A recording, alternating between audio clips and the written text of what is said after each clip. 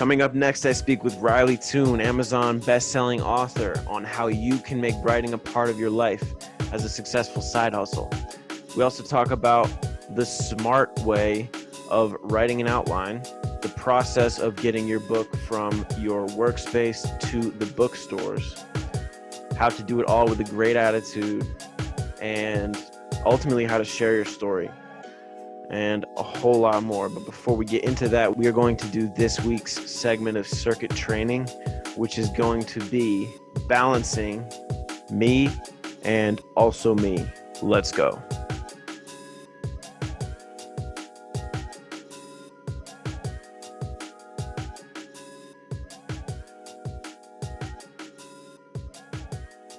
What I'm going to talk about today is based loosely on the studies and literature of Carl Jung, who is a psychologist whose books I haven't personally read, but I've read his inspirations in books written by Jordan Peterson. You have me and you have also me. Me is going to be what Carl Jung likes to call the persona or the animus, and that is how you react to others. That's how you imprinted on your friends, employers, your society. Also me is going to be called the shadow. The shadow is all of the negative thoughts, all of the processes that float through your mind that take up your day, your time, your energy when you're trying to be productive and when you're trying to work. What I've come here to say is that you are not those thoughts. What you need to do is come to terms with the shadow. It's not going to be easy, but you have to find a balance between me and also me. Ultimately, serve others, setting healthy habits, and making routines. This is going to give you something to follow through with and pursue. Start by asking questions to build awareness of what's inside your social distance. Thanks for listening to the Circuit Training. Hope you enjoy the episode. All right, Riley Toon, welcome to the show, man. Welcome to Sets and Reps. How are you today? I'm all right, man. Thanks for having me. Yeah, man, it's really good to have you here, and thanks for coming on. I just finished your book Paragon last week, and it was quite a ride. I'll say also I've been reading a lot of like self-help books and focusing a lot on like historical fiction, so I was able to change it up with the first fictional book that I had read in a while, and it was really refreshing. And the fact that you just were able to create iconic, I'm going to use the word iconic, which is interesting because that's the name for your metahumans. You created such an iconic superhero story with heart, and it created a lot of vivid mental pictures for me too. I have a lot of long car rides, so it's nice to listen to something and be able to like picture it in my head and be like, damn, that was pretty cool. So thank you for that. You have used the term urban fantasy on a lot of the bios that I've read about you. And before making the connection and getting you on this podcast, I hadn't really heard of that term before. So I was wondering if you could talk to me a little bit about that genre and why your book belongs in that genre. Yeah, for sure. Most people, I think, when they hear fantasy, they think of high fantasy.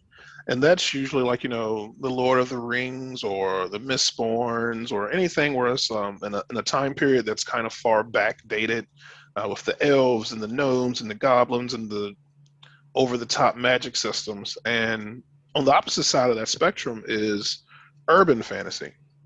And an easy example I give people for urban fantasy is think, any Marvel movie, any Marvel TV show, it's pretty much where people have these spectacular abilities or attributes in the 19th century or the 21st century or things like that. So you can think of just your normal day-to-day life, but you got something a little bit magical happening inside of it. I like urban fantasy because it gives me a little bit more room to grow, because I did try the high fantasy just because that's what I read a lot of.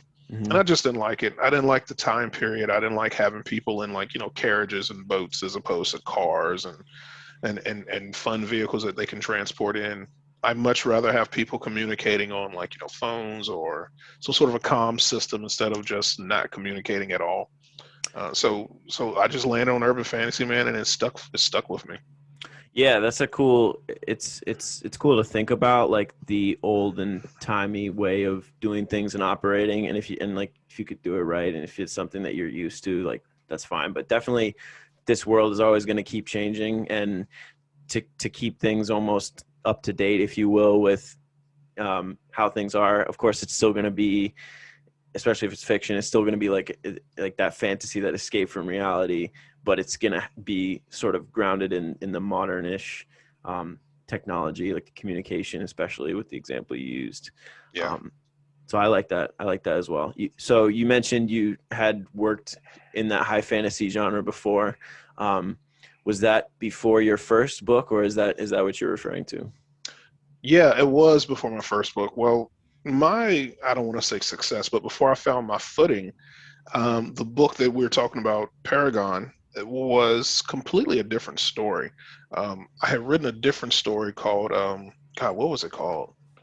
I don't know. It had infinity in the title though. And so I wrote that, and I had some beta readers, and a friend of mine who's a real close buddy, he read the book, and he kind of dodged me for a while before I could get a review from him, like to get his feedback. And when I finally caught him, he just told me the book was shit. Like he told me it was crap. He didn't like it, and that kind of hurt me a little bit. So I kind of scrapped that book, and then I went to write something different. And those first books I wrote were high fantasy novels, and they did okay, but they didn't have the amount of success as Paragon had. So after I wrote some books in between, took some classes, and I use the term classes loosely. It's all on YouTube, but took some classes, and then I took that very first book that he didn't like. I cut it up, chopped it, took the parts from it that I really enjoyed, and then put in some more stuff. And that book eventually became Paragon. So I had a failed attempt with a high fantasy first. Mm. Um, Paragon, like I said, you really created this universe that I'm excited to continue to read and explore more of.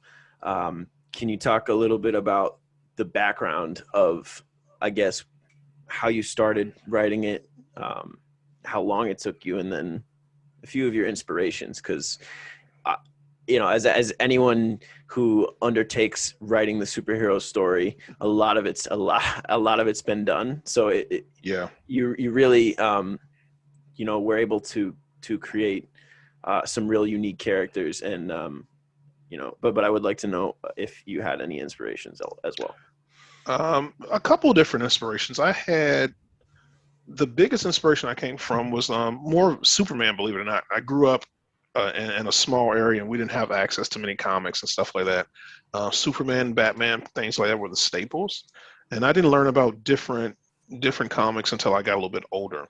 But as you said, so much of the superhero stuff is already done. So the longest part was trying to figure out how to take the normal and spin it a little bit, even if it's just a little bit, to make it my own. And then I had the realization that the powers and stuff like that, that's all for the most part is kind of going to be done. You can tweak it, but for the most part it's done. So I had to actually make the characters a little bit different, and Mm. try to give them some conflict. And I thought the premise of a guy who could go either way was a cool story to see. You have seen comics before where people, kind of walk the line, the anti-hero type thing. Hell, even Batman could come off as an anti-hero, so to speak, but like, we still know at the end of the day he's a hero. I thought it would be cool to write about a guy who at the end of the day may just not want to be a hero. Mm. And for me, coming up with that took the longest part about it. Actually writing it and getting it ready and prepped and all that stuff wasn't that bad, because I write every morning, Monday through Friday, for about an hour and a half. So it probably took me about a month and a half to 2 months to write, and then I had to get the editing done and stuff like that, and then get it published. After you write it, though, everything else kind of goes pretty quick. That's awesome. Um, Can you? So I don't want to I want people to have the opportunity to read this book. I don't want to give any spoilers, but can you give me like a brief for my listeners, like a brief elevator pitch of this story, so that people can kind of have a little bit of context as to a little bit of what we're talking about. Yeah, for sure. Paragon takes place in a world where heroes and villains are quite common. And most heroes go into the hero track because their family were heroes. Most villains go into the villain track because their, parents or family members were villains as well. And the main character in Paragon, his mother was a hero, his dad was a villain, and he kind of sees the pros and cons of both sides. And he's unusually powerful compared to some of his peers, which makes it all that much more, concerning, because some people do know of his lineage and they think that, this guy's an abomination, or we don't need people like him. And then other people could kind of see the pros that he could bring to the field. So as he's going through his time trying to figure out what he wants to do, um, a serial killer of sorts emerges that begins killing other superpowered people, and he's tasked with trying to figure out what happens to him, and it kind of just rolls from there. Awesome. Thank you. Definitely go ahead and check this book out on Audible, Amazon Books. So towards the end of the story, a part that I really enjoyed about your writing style and just the way that, you put everything together is that you have this returning character who you foreshadowed a little bit of his role. Obviously, I didn't even, like as it was happening, I was like, oh shit, like this guy's coming back. Like, but in the beginning of the story, I would have had no idea. So, in general, authors will do that. They'll provide this kind of foreshadowing in the beginning with a character or an item or a concept that won't really return until the end. So, Right. did you know about that when you were writing it, or was this something that you kind of just, as you were going, you're like, okay, this is what's gonna happen? No, I knew, and it's not just because I'm the author, but I'm an outliner, and if it comes up later, I'll talk to you a little bit about why I prefer to outline. But I'm a heavy outliner. I'll spend maybe about a month and a half outlining, and that's with the world building portion of it too. And then after it's done, I focus really heavy on the ending. So when I have an idea for a story, um, the ending is what I think about first because it's easier for me to write it. So I have a concept right now for a book I'm writing. It's called Under the Reaper's Hood, and I'm trying. It's pretty much my spin on the Grim Reaper legends. And what, Word. yeah, once again, it's the same thing. Grim Reapers are pretty common, but now I've come up with a way to kind of make it my own. And so after I got the concept down loosely, and I'll tell you more about it later if you want to hear about it. But after I got the concept down, now my process is trying to figure out where do I want it to go? How do I want this to end? And so when I get a loose idea of how I want it to end, then I think, okay, cool. Now, can we make this not cliche? And then I'll think of ways to not make it cliche. And then I'll come up with about 4 to 5 little foreshadowing pieces and just jot them all down. And then once I start to outline, I'll figure out where to throw in those foreshadow pieces. So the point that it's not so obvious where we're going. And I did the exact same thing with Paragon. I knew how I wanted it to end. I knew how the reveal was going to be. Then I just needed to figure out where can I throw in these little bits and pieces for foreshadowing. And then I actually write the ending. So when I start writing, I write the ending first. The rest of it is just me getting there and making it make sense. Mm, that's cool. That's a method that I've kind of heard about and had been trying to put together for my own writing projects. I actually started writing a graphic novel with my friend, Nice. and we had started an outline, and we had this pretty massive outline going. But I feel like one of the problems I had with it was we ended up just putting like in a little too much detail. Like we almost like we would put in too much detail, like with what people were actually saying, and I guess like creating these scenes a little bit too much. And I was wondering, with your outline process, do you feel like it's more of just generalized concepts, or is there a benefit to making it detailed like that at all?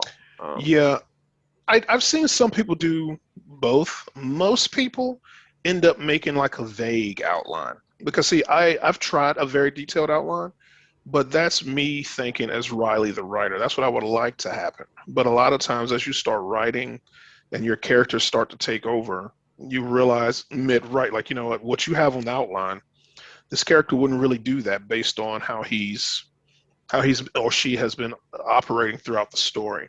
And so out of those outlines I keep them very vague. And even once it's vague, I still follow it maybe only about 60% to the point. A lot of it is just writing on the whim. And once your creative juices start flowing, you just start throwing out things and making them say and do things. It's not in the outline, but it's still going to get you to where you need to go. It's more so just like a guide. Okay. Is there a point where you move on from the outline and you actually start working balls to the walls, like on your actual Yeah, the meat of your story? I always just follow what the characters are doing. I use the outline as like a reference to see where I should be. But if where I should be doesn't make sense for where the story has taken me, then I'll just omit it and then tweak it and then just keep on going. Long as you're true to the characters, man, Mm. everything else is going to work out because the characters, for me anyway, I think the characters make the story. Once you keep in mind, like, every character thinks they're the star. Every character has their own life, as in, like, what would this character be doing if they weren't here? Hmm. And if you pull that into the pages, it all kind of just fits in the way it's supposed to. It's funny that people are so complex, and it's hard to even sometimes communicate and like figure out what's going on inside of someone's head. Like, when they're sitting right in front of you, it's a little bit easier. Right. Do you have tips for making these really relatable characters? Because I can like remember a handful of times in your book where, based on, I mean, from the main character's perspective, especially based on situations that he interacted with, experiences that he had, he would have these thought processes, and then I can note like other times in like another situation where he had like a different thought process that was almost a progression of what he had been thinking beforehand. So Right. in general, how do you make your characters so relatable, or how do you give them that pulse and heartbeat and kind of, you know, Yeah, that's a good question. personality? Yeah. What I like to think about is always the character's arc overall. And are you familiar with the Harry Potter books? Yay, nay. Yeah, fair. Yeah, fairly. Yeah. Okay, cool. So like in the Harry Potter books, in the first book, he starts off as like this young kid who doesn't even really know what magic is or who he is. And then by the end of the books, he's like going toe to toe with like the most dangerous wizard there ever was. And that's over the time span of a couple years. And everything on the in between is just him learning how to get from A to Z. That's the kind of like what I like to do for my books. I just put them all in one book.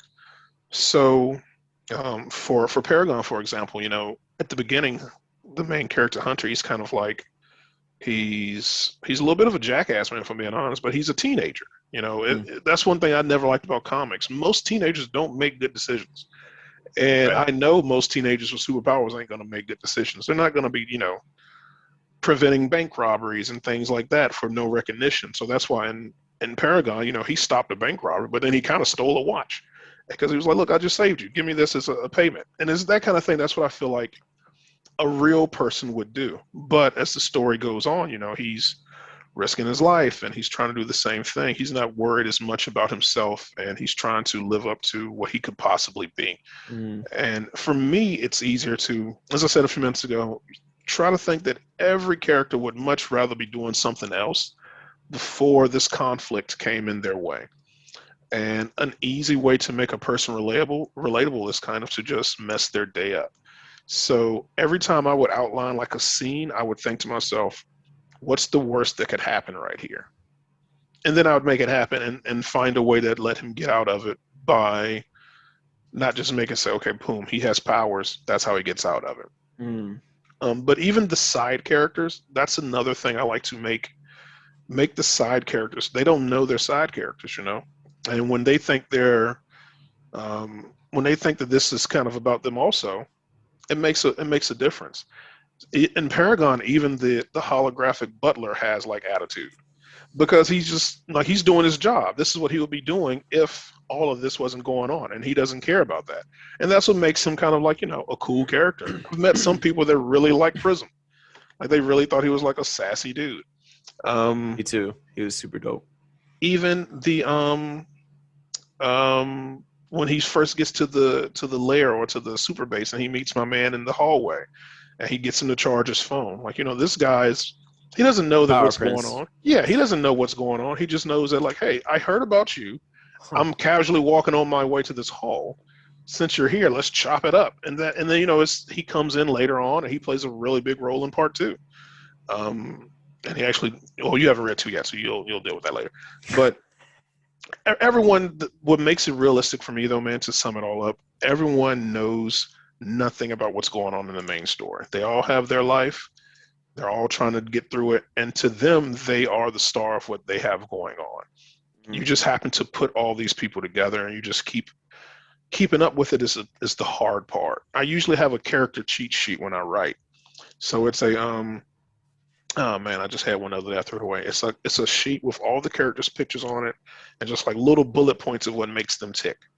So one guy could have like an alcohol problem or a gambling problem. One person doesn't like children. One person doesn't like dogs. Stuff like that.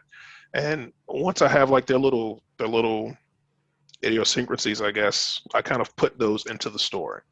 So I Wow. think it'd be cool to have a guy who's like an alcoholic, and you just keep him around alcohol all the time and see how he like gets out of those situations where he's trying not to hit the bottle. He wants to, but he doesn't. And because he's trying not to hit the bottle, maybe he makes some decisions he doesn't think through. And those decisions fuck it up for the rest of the main cast.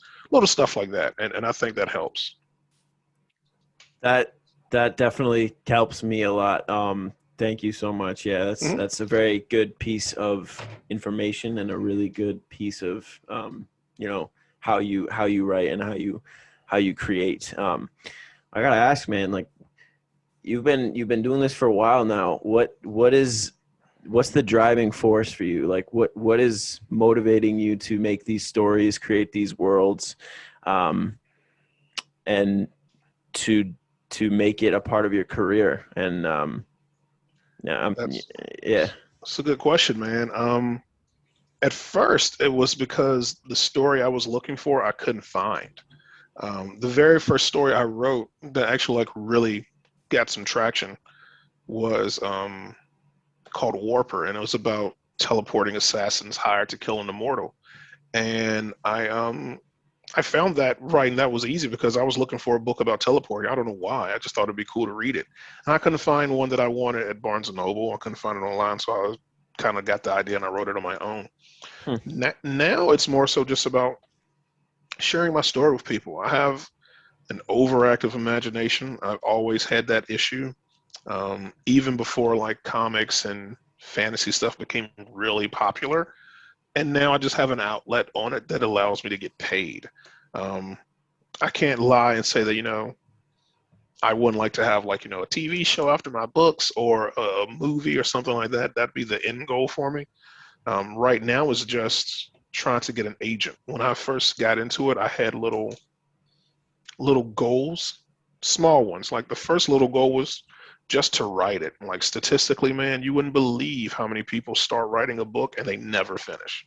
Hmm. So even if you finish that first draft, even if it's shit, like you finished it. So many, and once you start writing and get your book published and stuff, or just once you tell other people that you were writing, you'll realize how many people are going to say, "Oh, you know what? I've always wanted to write a book too," but they never have. So if you can finish it, that's a big milestone, man, and a lot of people don't consider it. But so many people don't finish. That was my first thing, just to finish it. Then it was just to get it published. And then after that, it was like, okay, cool, you got it published. Let's get it into audiobook format. And then you got it to audiobook. Then my next goal was let's hit bestseller. And then I hit bestseller. And then the next level was like, okay, let's see if we can make $1,000 off of this book. And that required some time, man. You had to do marketing, and I had to figure out the way to get my books in the hands of people. And then, After that, I made several $1,000s from it. And now my next goal is to find a literary agent. So it's just going up the ladder, man, setting little goals. I didn't come out the gate just saying, hey, I want an agent for my first book. It happens, but I didn't go that route. So I'm not that lucky. So that's my motivation right now, man. My motivation is to write a story that's good. It's going to be different and original. Try to get someone to like it. Tell them, hey, man, I did this much success on my own. Imagine what I could do if, I had some help type thing. And just hope it takes off, man. But I'm also realistic. If you go to like Barnes and Noble, most of those books in there are people that have literary agents. Like most of those people went through the hurdles and found someone to represent them. But everybody on those shelves aren't bestsellers. Everybody on those shelves aren't getting Netflix series and movie theater deals. And so you got to be realistic. Even if you get an agent, doesn't mean you're going to break the bank. I equate it to professional basketball. I don't know if you follow basketball a lot, and I follow it loosely.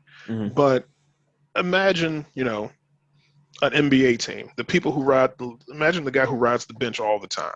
Yeah. He's like, he could be the worst on that team, but he's still in the damn NBA, and he made it while everyone didn't. And that's the same thing you got to think about for writing. You might not be LeBron James, but you could be the guy on the bench. You still made it. You're just not that guy yet. So that's how I kind of describe it to people. That's the end goal, man. Just making it to the bookshelves the regular way. And the fact that you're doing it on your own with your own marketing, your own push, versus getting someone else to not like do it for you, but or like facilitate it for you. That's basically what a literary agent is, right? Like someone else to do most of the groundwork. He gets you behind the doors. They use their connections to get you in front of like the big publishers. For independent people like you and I'm just going to put you in the boat too, because we're going to speak your book into existence. Yeah. A lot of people, and I tell this to a student of mine I have too. His name is Brandon Martinez. He met me online too, oddly enough, man. Met me online, just word of mouth. He works out with a guy who followed me online. He was telling that guy he wanted to write a book, and the guy was like, I know who you need to talk to. He introduced me to him, and I walked him through the process. And a year later, he published his book. He had a lot of idea with no direction. And so anyway, the long story short is I was telling him, like, writing the book is easy. It's everything after that is the hard part. Because after that, you got to get the publishing done. You got to get your editing done. You got to create a presence for yourself. So make a website, make a Goodreads page, get the cover work done, and then you got to market it, and then you do the audio stuff. That's what takes the time. That's the sucky part, if I'm being honest. Writing is fun. Admin is not fun. And in theory, if you get an agent, they handle a lot of the admin. So that's what I'm taking from that is like don't give yourself more don't give yourself more drama than you need. Like as 100%. Far as getting started with writing the book, because the real part pretty much comes after, right? Just write and have fun, man. Just finish it. That's the thing. Just finish it. Finish it. Yeah. You can always make it better. Just finish it. Just keep pushing through, even if it's just crap. Just get it to the end. I wanted to ask you a little bit about writing as a career and whether or not it's possible to make a successful book during a busy schedule. But there's a few kind of other things I want to ask you quickly. First, I want to ask you about titles for your book. At what point, because I've kind of had this mentality of, all right, don't make the title until you finish writing it. I was wondering what your mindset on that was. I agree with it. So I'll start with a soft title, as in like, this is what I would like to call it, and this is what I have like the file saved as, like in my Google Drive. Yeah. But once the book is done, I'll sit back and think about it. And if 9 out of 10 times the title I started with it's not what I'm sticking with, and usually after it's done, that's when I find the solid title. So like the one I'm working on right now, Under the Reaper's Hood, it may not even stay that. That's what I got everything saved as. It could be something completely different when I get done with it. I like that title, but it could change. So I agree. I really go with that way. Okay. And then Okay, so using a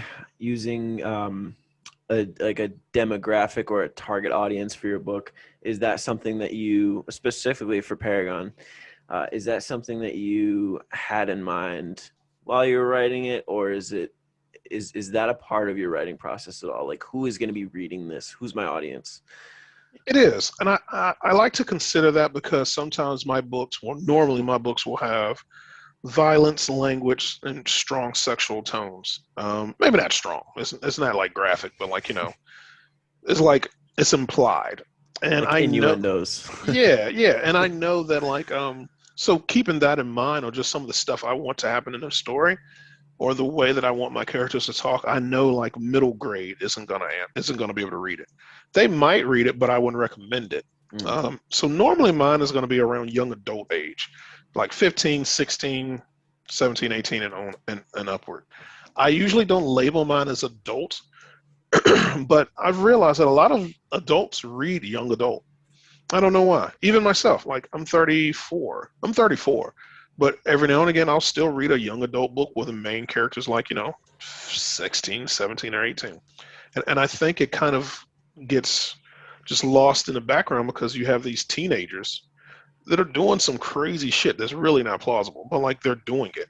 Um, and I think that's works. So long as it's not for middle graders, like, 11, 12, as long as it's got a teen in there, they should be okay.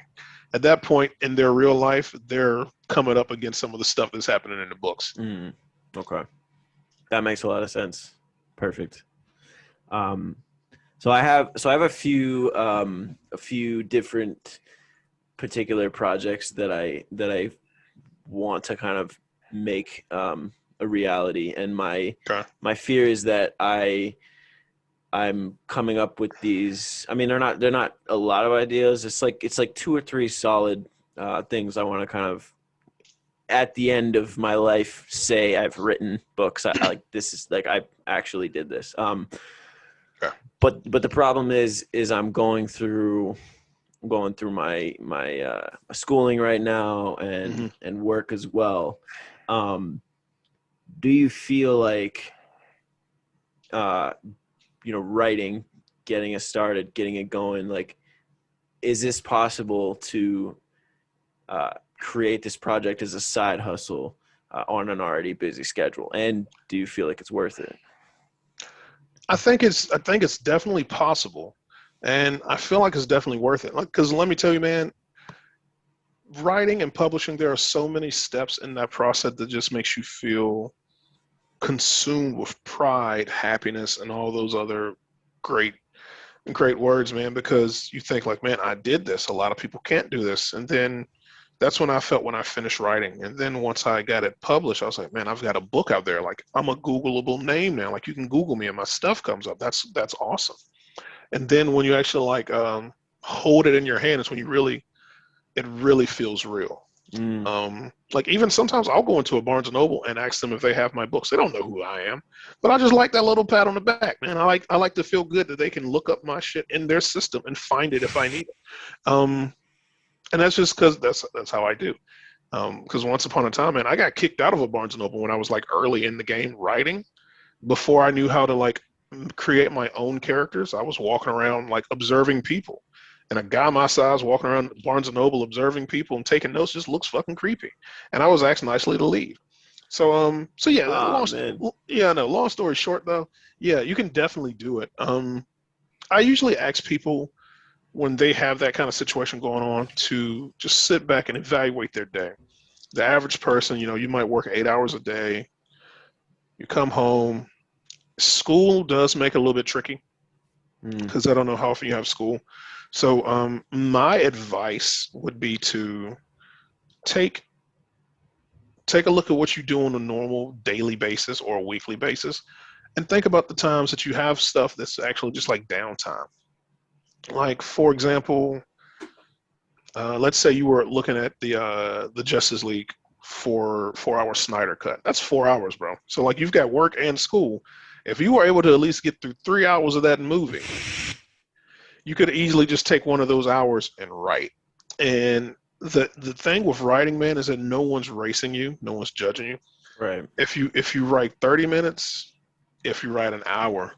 If you do it every day or at least 4 days a week, at the end of the month, man, that stuff adds up. Because to be considered a full-length novel, like a novel, not a novella or a short story, I think you only need like 60,000 words, right? Mm. So if you write 500 words a day, that adds up. Um, and if you're an outliner like me, those words come quicker because at least now your ideas are tangible. You know what you want Mm. to do. You just got to push it out as opposed to like if you're just writing off top. So my advice would be definitely you can do it. You just have to find the times where you have free time. So anytime that you might feel like you're just watching like TV for a long time or playing games or even working out, man. Like sometimes before I started writing, I used to work out like 2 hours. That's 2 hours. That's a long time. I do my weights and I do my cardio. So I was shortening that to like an hour. And I still got a decent workout in, a really good workout. Absolutely. It's completely possible. It's awesome. Yeah. And then you just take that other time and write. Also, man, you might not be a fan of it. Sometimes people just get up early. Just get up an hour and a half early, 2 hours early. Just knock it out and just do a little something. Work up to it. But once it's all done, it's going to be that much sweeter because you're going to know, like, man, I wrote this book while I was going to school, while I had a full-time job, like while I had a life, and I still got it done. And it'll make you feel like you wouldn't believe. You can do it. You just got to figure out when you got those gaps of space. Yeah, working out in the morning is always like very difficult for me, but the fact that my computer is like 10 feet from my room, like it's definitely something I could get on up out of bed and do at least. And just like you were saying, work on small goals. It's the same for fitness. It's the same for anything else that you do. That's why you're the perfect person to have on this podcast, because this podcast is literally sets and reps. Like this is the time that you put in every single day, or with whatever time that you've got to accomplish the end goal. So 100%, man. Like you're not gonna just get a gym membership and suddenly just start benching 405 or something like that. Like you start to it. You got to work your way up. Exactly. It's just a little bit at a time, man. But yeah, you can figure it out, man. And hell, dude, like we follow each other on social media, man. Like even after this is done, if you need help or like ideas or just like guidance, hit me up. Like you wouldn't believe how easy it is once you have someone to help you. I had a mentor, I should say, helping me when I first started. We had like a weird, not fallout, but it was like I don't know. It went from the student suddenly became the competition, and he got weird on me. So it was awkward, man. Because I found him because I used to listen to his books. He has a superhero series that's really good too. And I hit him up and was like, hey, I'm thinking about doing this myself. You've got all these books. I got like this idea. I'm trying to figure out like how do I get into the audiobook space is how I really got a hold of him. And then he just started giving me tips and tricks and ideas. And next thing you know, like, a year later, me and him are like in the rankings together of the top 100. And we're like this. And it was a cool feeling, but I noticed he started to answer me slowly for my emails. He wasn't responding to my texts and things like that. And it's, some people love you and they want you to do well, just not better than them type thing, That's why I help anyone. I like that. I mean, you got to keep an open mind. It's you got to watch, I guess, watch the ego, watch resentment that builds up. I mean, it's, if you can just work with people and try to find common ground, I think that's part of the way that you're going to make the world a better place, So I agree. So other than the good feelings, all those amazing adjectives that you have, the chemicals in your brain that say like, oh, I did this is mine. Like, there's the actual like success that you can measure of your book. I'm curious, how do you measure that success? What are some things that boxes that you check that tell you this did well? Right. Now, and it's different for everyone, because I have met some writers who just like to get their story published and to the world, and they don't care if they sell a lot or not. Me, myself, I like bragging. Like, I like a bragging right. So for me, Um, Little boxes I check off is like, if I make it to the bestsellers list, that's a box for me to check off. If I make it to the top 100, that's a box to check off. Um, if I make if I make a lot of money, that's a box to check off. If I even if I get like a review online for my book or for my audiobook, it's a box to check off. That's how I measure success because people like it. A lot of people can download your stuff or purchase your stuff. The review, good or bad, and sometimes they do come as bad. Mm. Um, they took the time out to review it, so that means that they really liked it. And I've had some people track me down, man, like find me on you. They've Some people have found me on YouTube and found me on Twitter and emailed me asking me like, hey, we're having an argument over here. We both listen to Paragon, but we can't figure out if this guy could be played by this actor or this actor. And a lot of characters in the book, I purposely like leave out the race, so you can kind of like build your own mental picture, And that story, that really did happen. Like two friends both listened to the book. They disagreed about some things, and they was like, "Screw it, let's ask this guy. He did it." So it was that kind of thing. And they found me. I don't know how, but I guess I'm easy to contact. I do have a contact me section on my on my website. But to answer the question, man, those are the little boxes I check off that are important to me. It may be completely different for a another writer. Some Mhm. people I know have never made it to the best-selling list, and they're 100% fine with it. Mhm. But I like to get my recognition, man. Absolutely. Get that respect.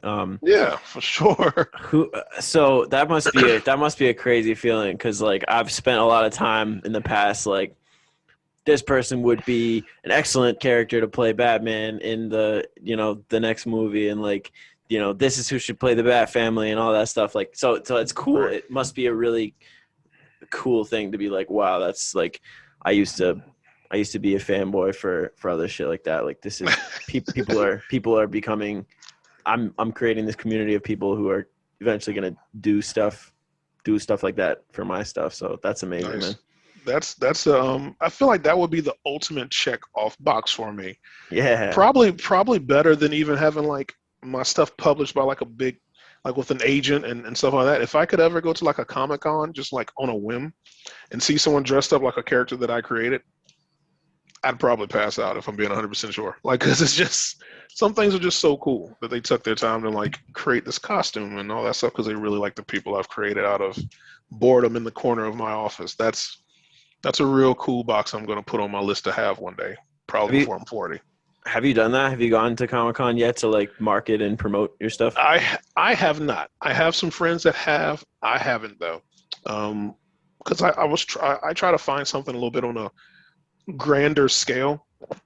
But Mm. Comic Con I haven't. Book fairs and stuff like that, or book that's a word book cons or something like that. But I think book fair is I know conventions, what I you mean. think that might be the Oh word I'm yeah, looking yeah. for. There we go. So like once thing gets a little bit normal, I would probably do that. I would like to do that. Just to meet other people, have some books there, probably have the books like dirt cheap just to get them in the hands of people and see who you can meet, man. It's a good way to meet big names in the literary industry. Yeah, that's awesome. Well, man, once again, I just want to thank you very much for your time and thank you for this great conversation that we've had. You For know, sure. once again, it's a great person to have on this show who has put in the time, put in the reps every day to get to their goal, get to where they're headed. Before we wrap things up, can you take a second to let the people know where they can find you and where to find your book? Yeah, for sure. The easiest way to find me, my book, everything that's Riley Tune focused would be rileytune.com. Simple and easy. I have different social media out there, but for the actual like purchase of books and stuff, that would be the central hub for everything Riley. If you don't go to the website, you can always just Google Riley Tune. That's RILEYTUNE. And same thing if you do it on Goodreads or Amazon or Audible. It's real simple. You just plug me there and then you'll find me. That's where everything's at. I like that name. Just like Tune. It's just like it's such a nice last name, you know. Like my last name, you could probably barely even pronounce. Yeah, It's it's got two G. consonants right next to it. Like how does that even happen? Nope, But just Greg Tune is G. perfect. Greg G. That's perfect. Yeah, man. Um, awesome. Riley Toon, thanks so much for your time, man. We will definitely be talking in the future. I mean, I'm happy to have you here, and happy to have you as a resource that I can communicate with in the For sure, future. man. All right. For sure. You have yourself a wonderful day, my friend. All right. Thanks, man. Thanks for having me.